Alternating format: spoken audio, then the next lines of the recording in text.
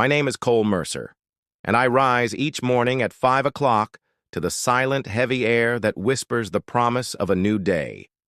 I'm a 34-year-old man who has spent a great deal of time mastering the art of stealth. Every morning, I get out of bed, taking great care not to rouse Bianca, my wife, who is splayed out on the bed as if she were queen. And in a sense, she is, at least relative to our family. Downstairs, I put on my jeans, and the Sinclairs, old money Charleston royalty, let me in the castle. With nothing more than a plain t-shirt, I quickly gather my keys and make my way to my beloved coffee shop, situated on the ground floor. Tucked in a corner of downtown, this little cafe has exposed brick and welcoming lights. Tourists come to browse, and the folks who hang around here act as if this little shop, with its whirring espresso machine and chalkboard specials, is my entire life. They see me behind the counter, apron tied around my waist, steaming milk. Bianca's dad thinks I'm just good at wiping tables and making coffee.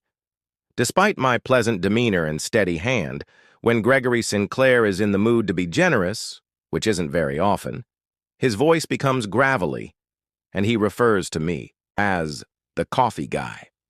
His judgment drips with disdain, like he's spitting out a nasty taste every time he mentions my name. He's a real estate king, a man who builds towers. He uses a flick of his wrist to buy allegiance, and I'm simply another guy his daughter brought home as a stray. She opted to retain her last name. I don't mind it. Not really. I've been playing this part for years now. Quiet, basic, modest. It's easier that way. People don't ask questions. They don't delve past the surface. Gregory's never puzzled over why I don't grumble about expenses, or how I keep the shop going without begging for his handouts.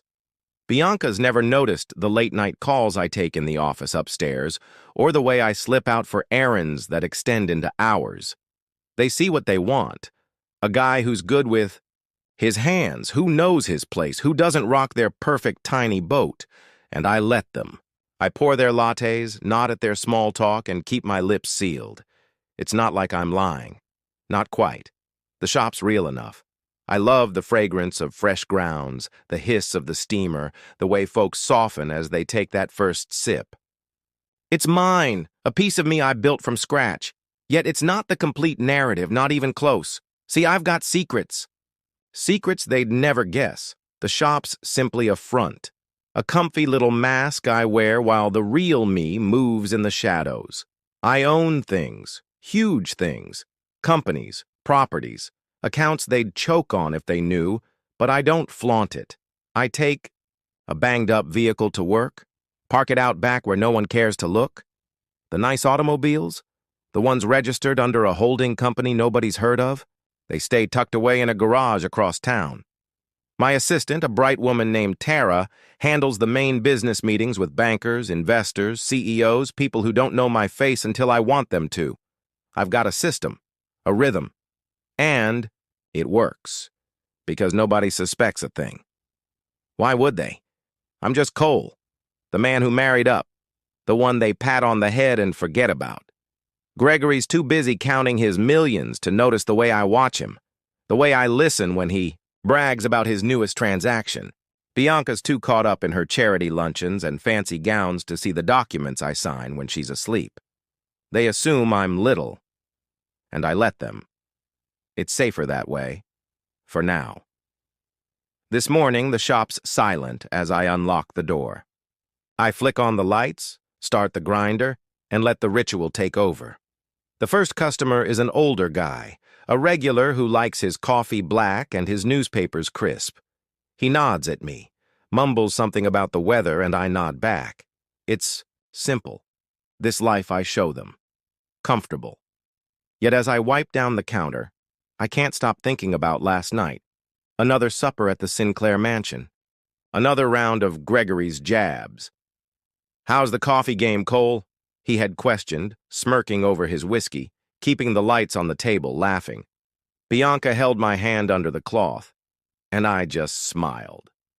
They don't know I could buy that mansion twice over and still have enough to waste. They don't know I've been watching, waiting, letting them dig their own graves with every phrase. One day, they'll see. One day, I'll step out from behind this counter and show them who I truly am. But not yet. For now, I pour another cup, listen to the hum of the dawn, and keep my secrets near. The game's still mine to play. I stop playing. A little. I step out, my boots hitting the pavement, and tug my jacket straight. Nothing special, just a gray blazer over a white shirt. Yet it's enough. The building's sleek, all glass and steel, the kind of place Gregory, Sinclair would strut into without a second thought.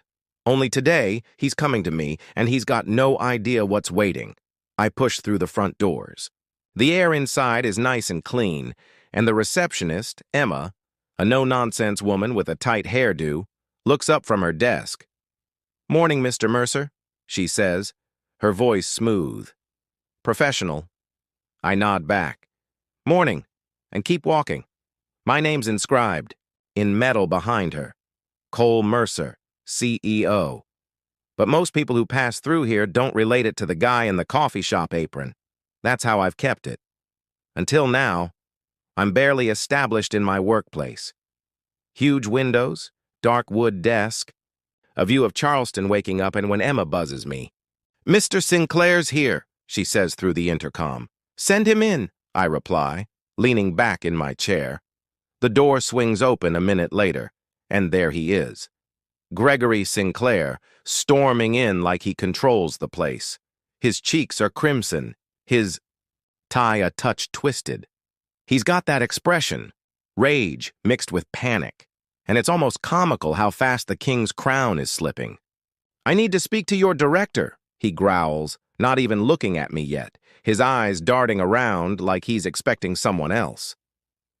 Emma's voice comes in from behind him, calm as ever. "You have an appointment with Mr. Mercer." Gregory freezes, his head turning toward her. "Mercer?" he says, like the name's a horrible flavor. "Yes," she replies, unfazed. "Mr. Cole Mercer, our CEO." She shuts the door as she leaves, and the silence strikes hard. He turns to me then, slow, like he's moving through muck. And I see it. The instant his world tilts. His face goes pale, sour milk white, and his mouth opens.